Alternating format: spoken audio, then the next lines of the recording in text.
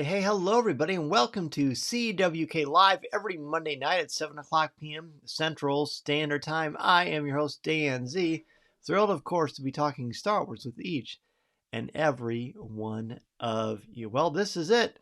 All right, this is the week of Thanksgiving. I know we'll say it at the end of the show, but I hope everybody has a very happy, healthy, and safe Thanksgiving with their family and friends. Let's bring in our everybody here. We've got Minta. She will not be with us, but she says she'll be back next week. Thanks, Minta. Hope you have a great Thanksgiving. Hello, Anthony. He says, grad school class got out early, so I get to join CWK Live. Can't beat that. Awesome. Glad to have you. And Anthony's Force Ghost Conversations logo was revealed this week. It's spectacular. Love it. Nice job, man. Hello, Mason Z. Yeah. Good to see you, Mason. Jason is here, too. Hello there. Exactly. Hello there. Mary says, happy Monday, everyone. Happy Thanksgiving week. I'm walking out of Epcot at this moment, so I won't be giving you my top fives, but I will be listening. Thank you so much, Mary. Mary's got to be like the most loyal, dedicated follower. Even on vacation, she's listening. So thank you, Mary. That's really cool. Well, I hope you're having a great time, and watch where you're walking, because you know how Epcot can be when you're walking around there. It can get really crowded. So have fun. We really appreciated your coverage of Destination D23 and all the great stuff that Mary reported on the CWK Cafe Facebook group about the Halcyon and the lightsaber and all that great stuff. So that was great. Hello, Ben, and good evening to you. Ross, howdy, man. Good to see you. We're going to have a fun show tonight, of course, because I get to spend it with all of you. We're going to talk about top 5 moments from Star Wars Vision's TO-B1 or TO-B1, depending on when they say it in the show. We'll talk about that. Star Wars news and trivia, and I've got some fun merchandise to show for you all as well. So and of course, Star Wars trivia time. Let's go ahead and take a look at what is brewing in the world of Star Wars this week.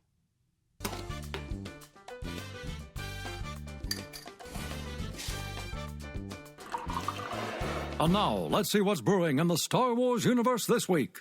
So, hey, what's up, Paul? Good to see you, man. And Chris is here, too. Hello, Chris.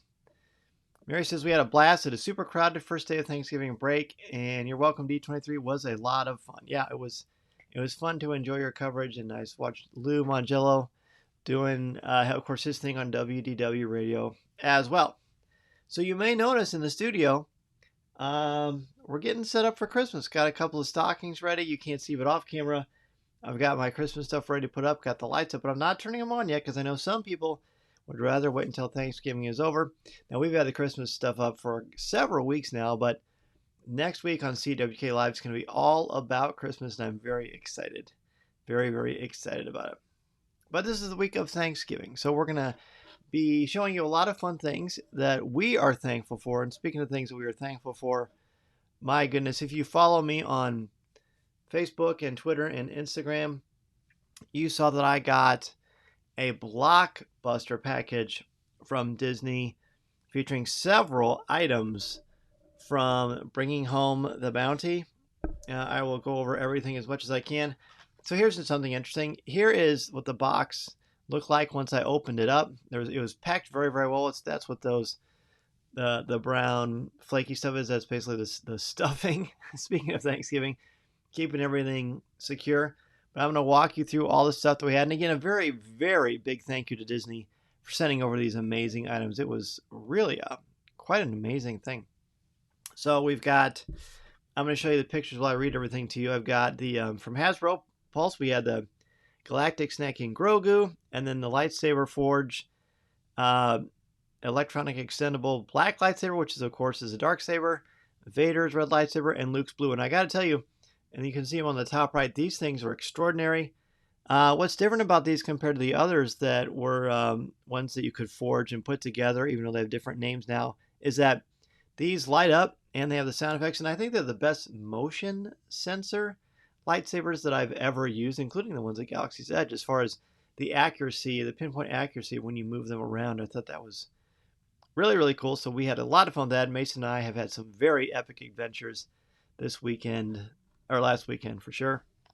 From Lego, I was sent the Boba Fett Starship and the Duel on Mandalore, which is a wonderful surprise. We will certainly be doing that over Thanksgiving break. Brian wants to know if they packed it in Wookiee hair. Now that is what I wish I would have thought of, Brian. That is very clever. Also from Mattel, the Star Wars Utopia plush, we see there in the center. From Build-A-Bear, the Star Wars Boba Fett bear on the very right. Then we had a couple of smaller things. Let me see. If you see to the left of the soap, that is Star Wars: A Tiny Book of Grogu from Inside Editions. Also from Inside Editions, the Life Day Cookbook. Some great recipes in there. From Delroy, we got Star Wars Visions, Ronin. Of course, we talked to Emma Candon on Coffee with Kenobi several weeks ago. And then next to the Build-A-Bear, you see the Corksicle, Star Wars Corksicle Boba Fett Canteen. Actually, no, we got the tumbler. And I really like it a lot. In fact, I used it today at school. Let's see. On the to the right of the goldfish is the Star Wars The Mandalorian Santa Grogu Biddy Boomer's Bluetooth speaker. Say that 5 times fast.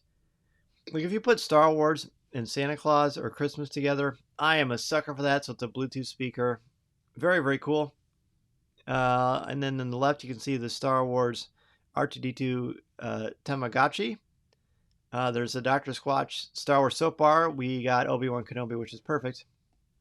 And then Pepperidge Farm, the limited edition Goldfish Star Wars The Mandalorian Cheddar Crackers. Those actually don't come out until January 2022. You can see them right there to the left of the Bluetooth speaker. And Ben says his buddy got the R2-D2 Tamagotchi. So funny. Yeah, Mason loves it. Man, it's a pretty entertaining thing. And then another epic thing is the Star Wars 21-inch spinner suitcase from American Tourister, which, gosh, maybe one of my favorite things. Let's see. So yeah, we've got this. So here's a close-up of the suitcase itself. Now, the Darth Vader one, I'm pretty sure they had a suitcase like this already, but this one is covered.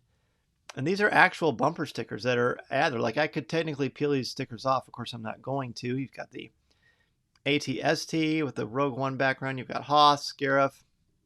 On the right, you've got Endor on the top. You can see the handle for the suitcase itself. I think I have a closer up picture of it later.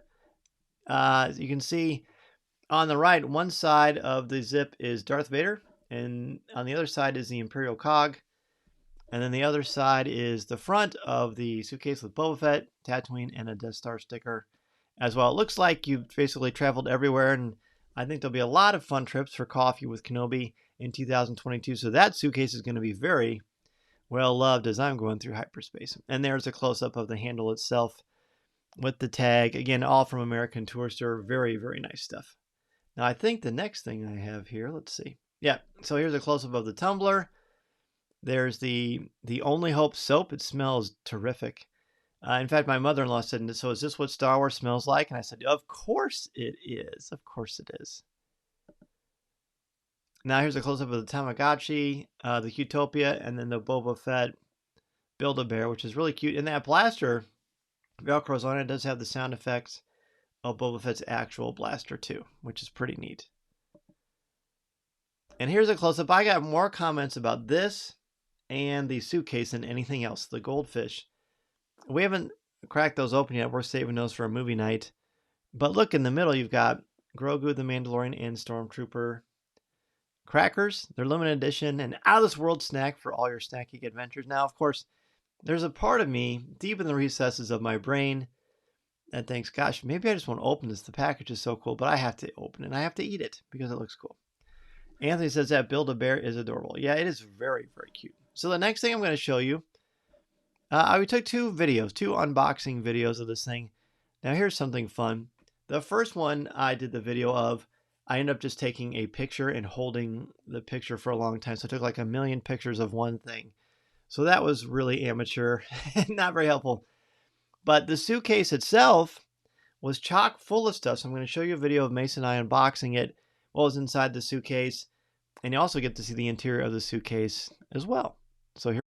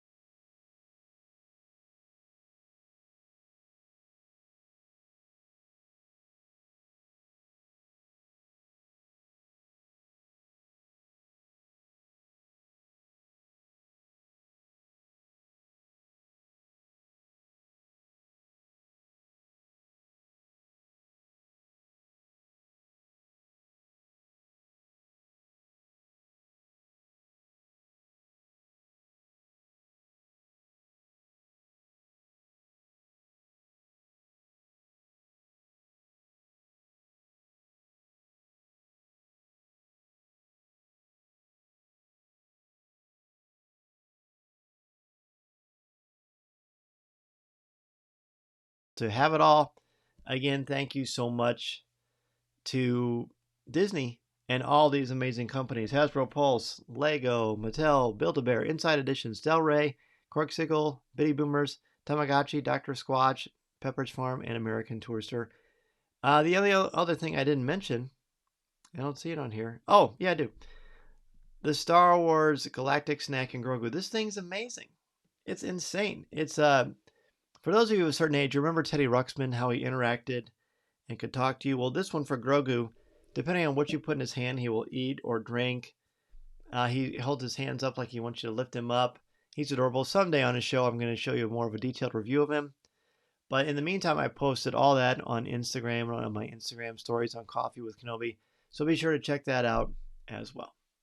All right. Very good. So hopefully everybody enjoyed seeing that. I was really, again, very fun to see and very fun to share with all of you. So now we're going to go ahead and jump into our top 5. Tonight's top 5 is top 5 moments from the Star Wars Visions episode TO-B1.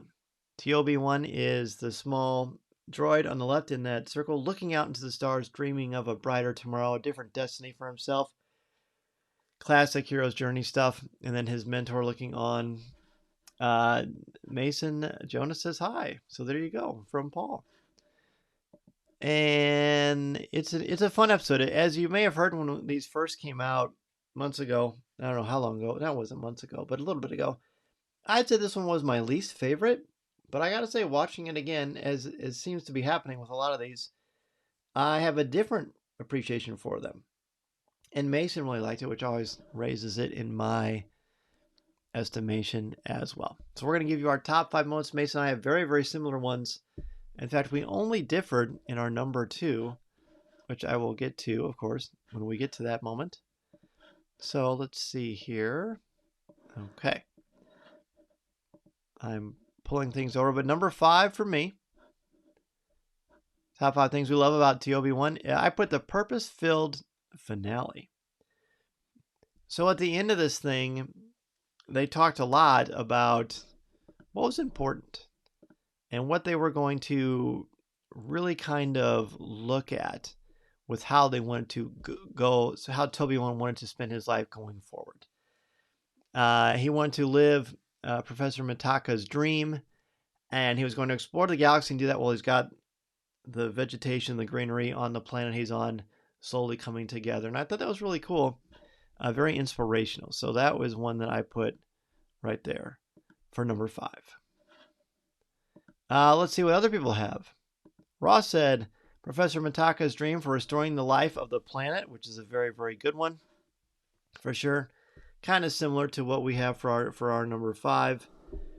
Mason described it as living his master's vision, which I think is actually a better way to state it than the way that I did as well. Jason said the reveal of Professor Mitaka's identity as a Jedi. That was really cool. He's almost like a combo of Geppetto and Obi-Wan Kenobi. Number 5 for Ben, the fact that the intended audience for this episode was kids. A lot of adults say it was their least favorite, including me. But then I heard the kids say it was their favorite. It's a good reminder of who George thought of when he made Star Wars. Ben, great point. Similar to what I just said a little bit ago. But I think you said that much better too. Yes, it was the intended audience's kids.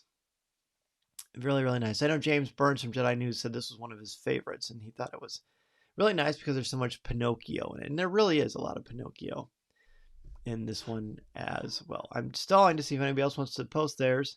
But if not, I will go ahead and jump into number 4.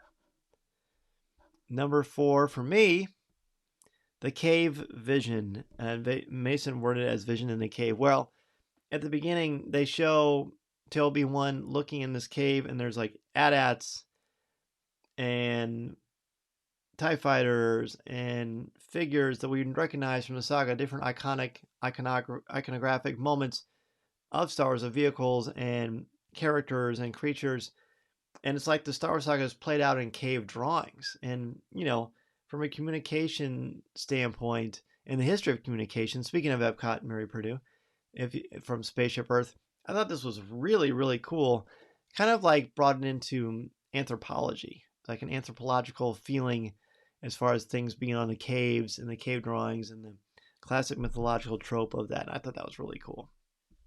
But be sure to let us know, or let me know, or all of us know what you had for your number 4 or your number 5 for sure. Let's see. I said Mason's vision was there. Ross said number 4, right with Ben and Dan. This episode wasn't for me. It was for kids, and I hope it was super exciting and inspiring for them. I appreciate it, but liked the other episodes more. Yeah, I think that's fair. I feel the same way too. Jason number 4, Mitaka knighting Toby-1. I thought that was cool because it was very similar to what we saw in the Clone Wars, the 2D Tartakovsky Clone Wars. Mary says, thank the Phoenicians, which is a very much a callback to Spaceship Earth from Epcot. Nice job, Mary. Ben's number 4, Professor Mitaka, and the way he accepts his time to join the Force. He didn't make Toby-1 feel guilty, accepted his fate, and he smiled at Toby-1 the whole time. Well executed. Yeah, what a wonderful, loving, fatherly example that was. I thought that was very cool and very inspirational, undoubtedly. I really like that one a lot. Brian's number 4. All the, quote, artifacts in the background. The wall had IG heads in the back, and the wall had the R2-D2 design. Yes, exactly. The Cave Vision. Really neat. I like the art of that. I hope that at Celebration someone takes that example and runs with it. All right, let's jump into number 3. Number 3 for me, top 5 things we love, is I put armor assist. Mason said getting armor from the droid. This is the moment when Toby-1 is fighting that Sith, and I didn't look up the name. I should have looked up the name. I'm sure someone will let me know in the comments, which I really, really appreciate. But when Toby-1 combines with that droid, and it looks like he has a jetpack, and they work together, I thought that was very cool. Let's see. Ross is number 3. The etchings in the wall and how they came to life in Toby-1's fantasy. Yeah, so this is a good story about the power of imagination. Oh, Mason says CO3. Well, thank you, Mason. I knew you would know, buddy. Man, what would I do without my assistant, Mason Z? Thanks, buddy. That's exactly what it was. CO3 is who gave the armor to Toby-1. Back to Ross's thing, the etchings on the wall, how they came to life in the Toby-1 fantasy was very cool. Again, as I said, it shows the power of imagination. Ben, tiny thing, but when Toby-1 zooms forward to strike down the Jedi killer and zooms in on Toby-1's eye and shows the Jedi symbol. Oh, I didn't notice that. That combined with Toby-1's unique skills as a droid, the armor assist. Wow, nice. I didn't notice that about the Jedi symbol, but that's cool. Jason says, adventure, excitement. I'm afraid that being a Jedi is not as glamorous as it is in your dreams. A nice reference to Yoda's quote in The Empire Strikes Back. I thought that was cool because they didn't go all in on that line, but they certainly kind of went around and hinted around to it and alluded to it, but they didn't go all the way in for that. So I appreciated that one as well. All right. Well, let's go ahead and go to number 2. Number 2 for me. Top 5 things I loved about Toby-1. I should say moments, is the Sith design and the Imperial threat. So that Sith almost looks like Vader from the back until we get to the helmet, which is much more boxed. But I like the idea of, oops, I turn on this starship, which looks like a skyhopper by mistake. And when I did that, I basically alerted a close by Imperial Star Destroyer. And then we know how that works. It's very similar to Darth Vader, but I like the sort of the ominous nature of that because most of this is very light and fanciful and sweet, and all of a sudden, yikes, here come the bad guys. Just an effective way to pull you in and create some drama and tension, which I think is fascinating stuff. Mason's number 2 is the inspiration. This is when Toby-1 gets inspiration from the Force Ghost of his master. From the Force Ghost of Professor Mitaka. When Toby-1 gets inspiration from Professor Mitaka as a Force Ghost, that was Mason's number 2. That's a very good one. Jason's number 2. I am one with the Force, and the Force is with me. A nice reference to Rogue One. Very nice reference to Rogue One.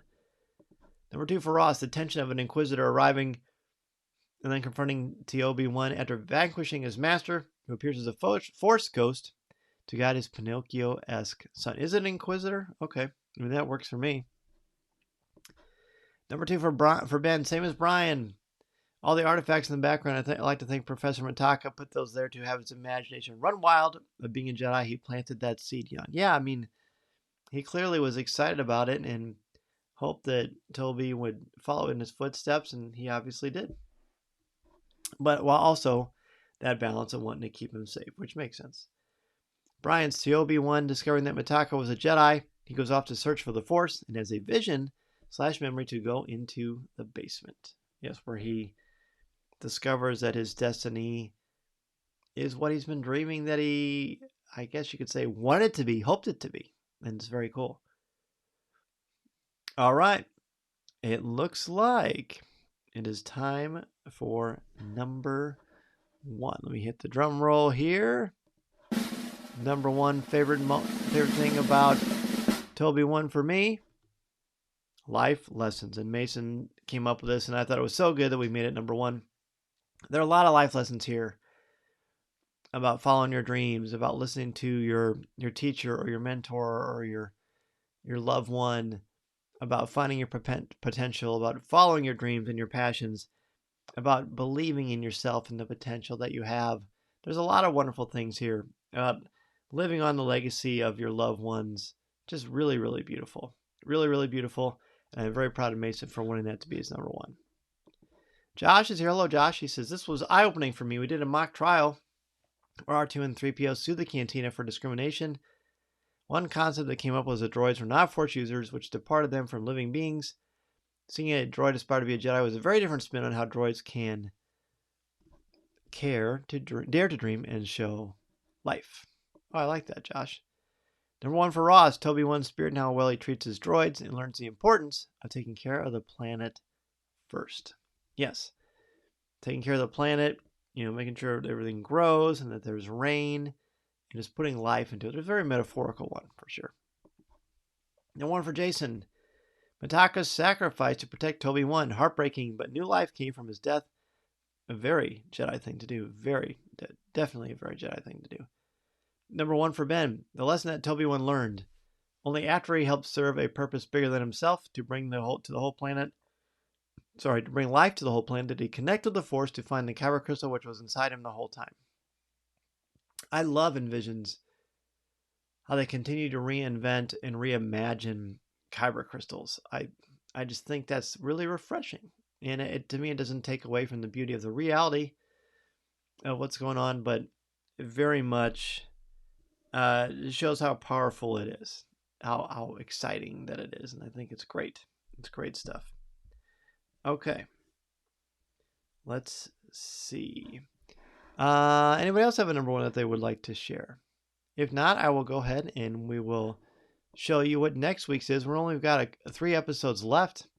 So next week's top 5 is top 5 moments from Star Wars Visions The Elder. To me, a very, very different one in tone, but a very, very cool one as well. In fact, it's one of my top favorite ones. So be sure to get your list together of top 5 moments from Star Wars Visions The Elder.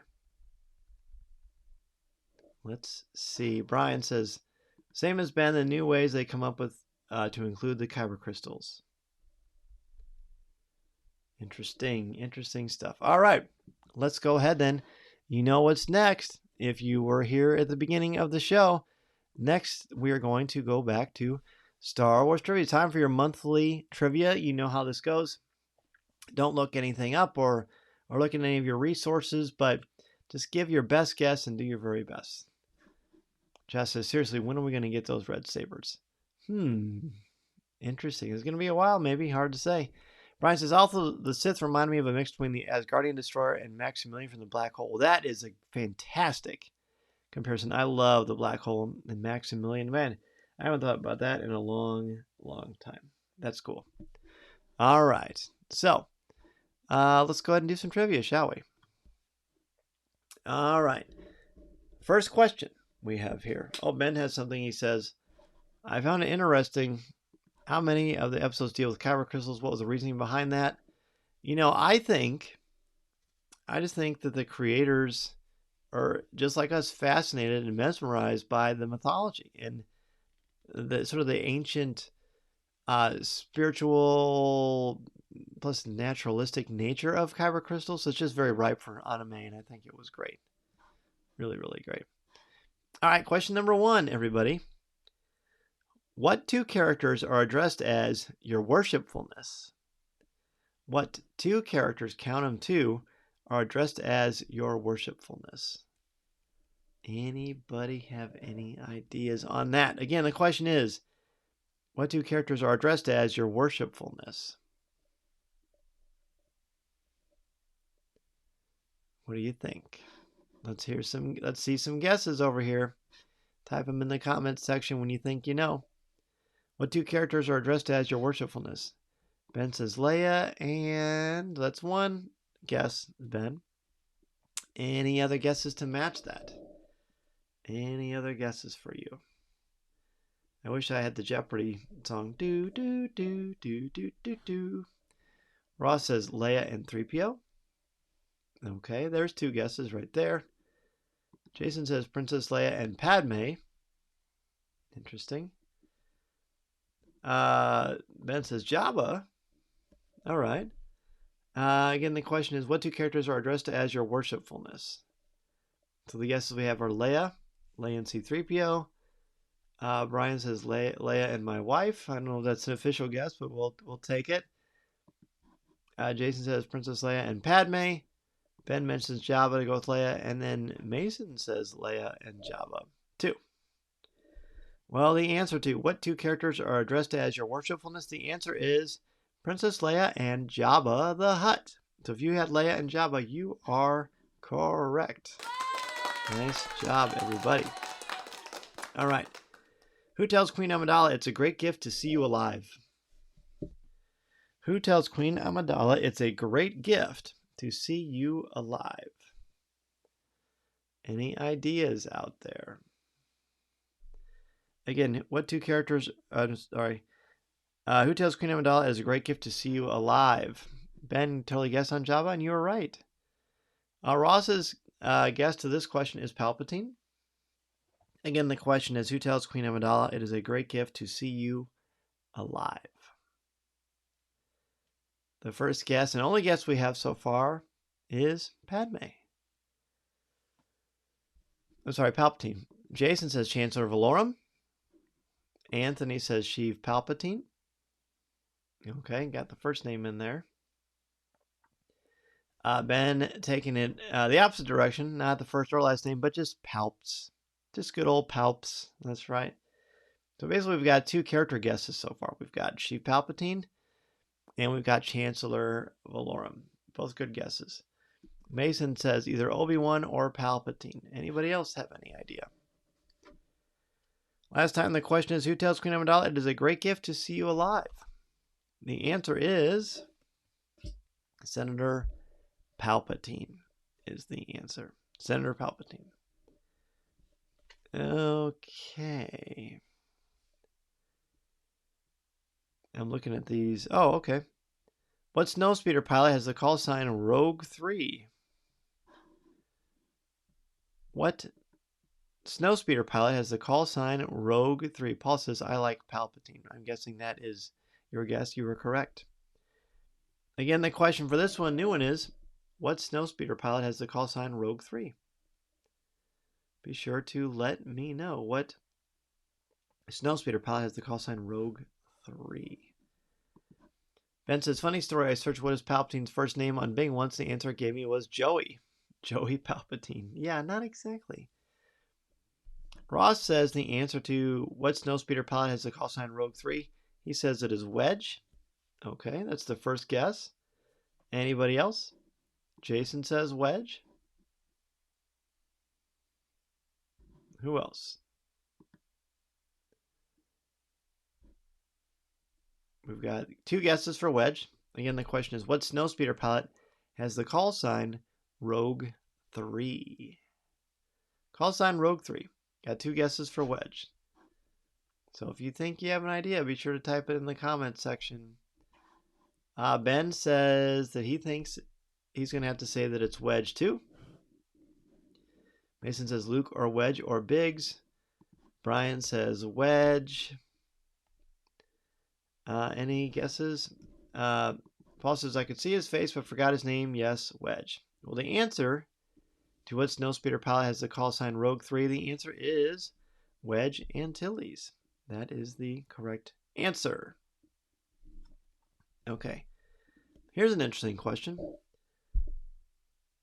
What's the first thing Anakin shows Padme in his room? What is the first thing that Anakin shows Padme in his room? Anthony said previously Wedge with Jansen in the rear. Ben says the one that found Han and Luke was Rogue 2, right? Yes, that was correct. Again, what is the first thing that Anakin shows Padme in his room? Any ideas on that one? Kind of an oddly worded question. Huh. What's the first thing Anakin shows Padme in his room? No one has guessed so far. So, here's one. Ben says 3PO. Jason says C3PO.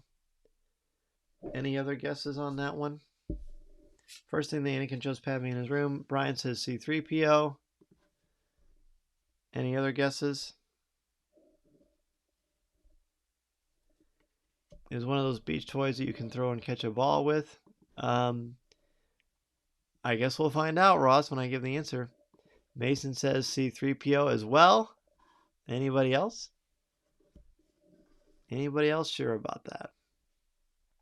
The answer is C3PO. Remember he showed when he first meets her on Tatooine and they're in Anakin and Shmi's little hut. He says, look what I built. It's C3PO. With the Velcro. Well, Velcro is a lot like duct tape, isn't it? In a galaxy far, far away, it works for everything. All right, here we go. Here's a tricky one. How many eye stalks help the pod racer Mohanik keep an eye on his competition? I'm not sure I would have known this one. How many eye stalks helps the pod racer Mohanik keep an eye on his competition? Again, how many eye stalks help the pod racer Mohanik, M-A-W-H-O-N-I-C, keep an eye on his competition? Remember, don't look it up. Just do first guess and see what you think of. Ross says 6. Okay, that's our first guess. Thank you, Ross. Paul says 3. Jason says 3. Any other guesses? Again, the question is, how many eye stalks help the pod racer Mohanik keep an eye on his competition? Ben says 2. Brian says 3. Mason says 6 or 4. Ben says more than he probably needs. Well, maybe. But speak for yourself, Ben. You don't know how, who knows how Mohanik, maybe he needs those extra eyes for pod racing. We'll see. Or maybe it's just one. It does say how many eye stalks. How many eye stalks does he have? The answer is, how many eye stalks help the pod racer Mohanik keep an eye on his competition? The answer is 3. 3 is the answer. Good job if you guessed 3. Let's see. I'm looking at these and seeing which one is the easiest. Oh, here's one. Well, I don't know if this one's easy. In fact, I don't think it is at all. What color are the markings on a security battle droid? What color are the markings on a security battle droid?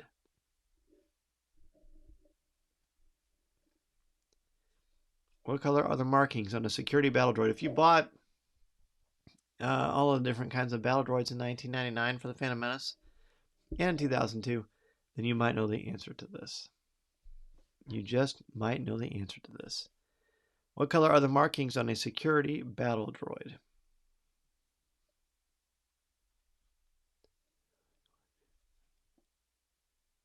I'm just looking at a question down here for maybe later. Ross says yellow. Jason says blue. Mason says yellow or red.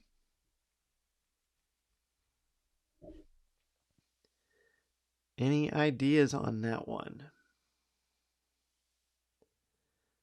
Any ideas at all? Paul says, Ben says red. Ben says, he says crimson. Brian says red. So we've got a yellow, a blue. Mason says yellow or red. Which one do you think, May? Ben says red, as I said, and Brian says red. The answer is, to what color are the markings on a security battle droid? The answer is... Brian says red. Red. Red is the color of the markings on a security battle droid. Okay, we're going to do, let's do two more. Two more questions. All right.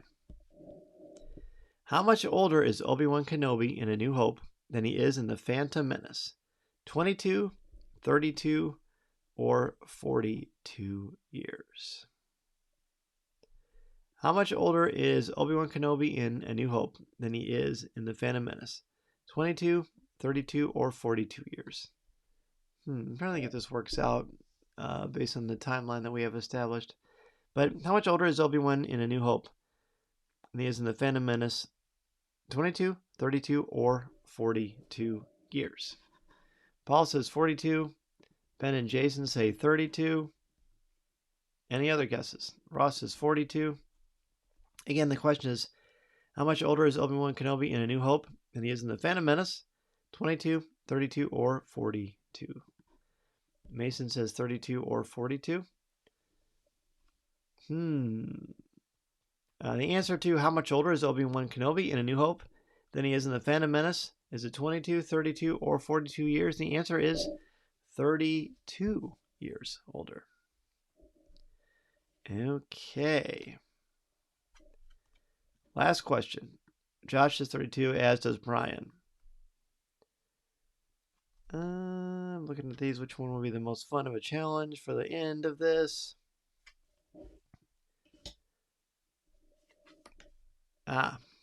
Okay. We'll end with this one. Yeah, sure. What borrowed item does the medicine man brandish in the Ewok village? What borrowed item does the medicine man brandish in the Ewok village? Ben says Tatooine is not a great place for aging. No, it is not. Brent says, who said that math won't matter later in life? Exactly. All that hard work in math that you did, kids, that helped you on trivia tonight on Coffee with Kenobi CWK Live. How about that? Paul says a helmet. The question is, what borrowed item does the medicine man brandish in the Ewok village? Paul says a helmet. Jason says Luke's lightsaber. Any other guesses?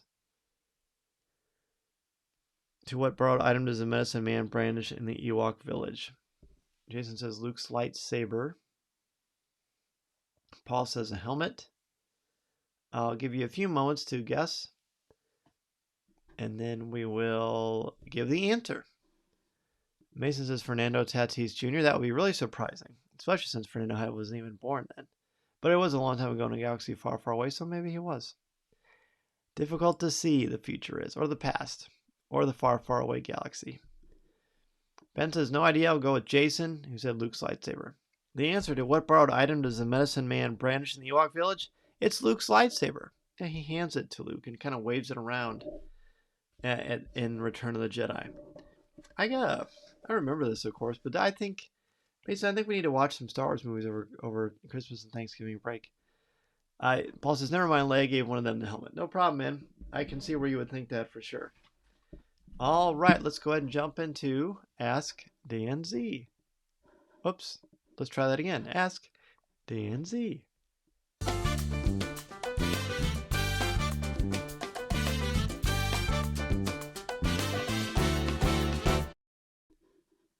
Ross says, too many Padres, Mason. Yep, we're on Padre overload.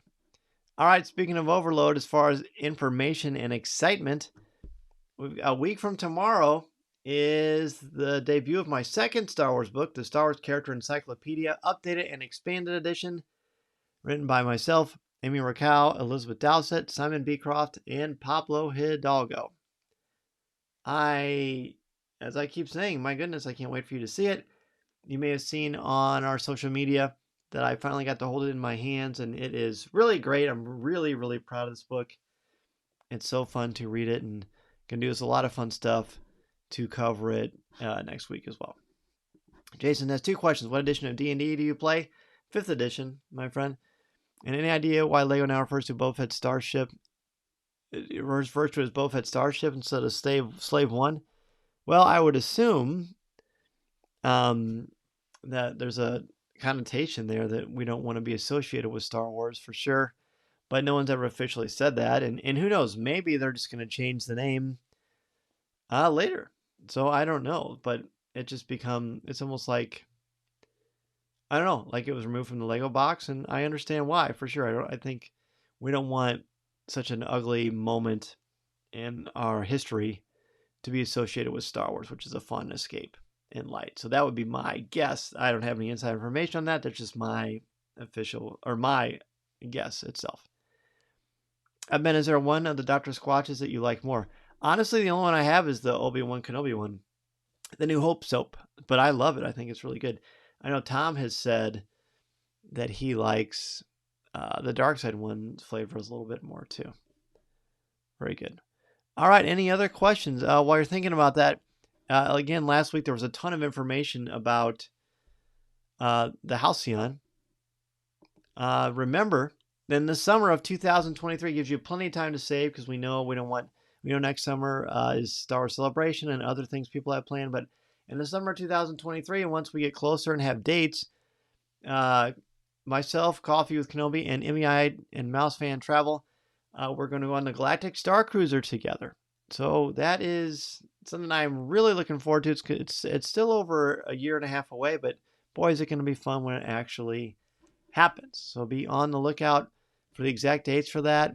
And if you're feeling kind of like, oh gosh, I'm seeing all these great videos, I really want to be a part of the Galactic Star Cruiser, but I don't know. Well, you know what? Eventually we'll go on it together, summer 2023. So save your money, and more on that as we find out the information.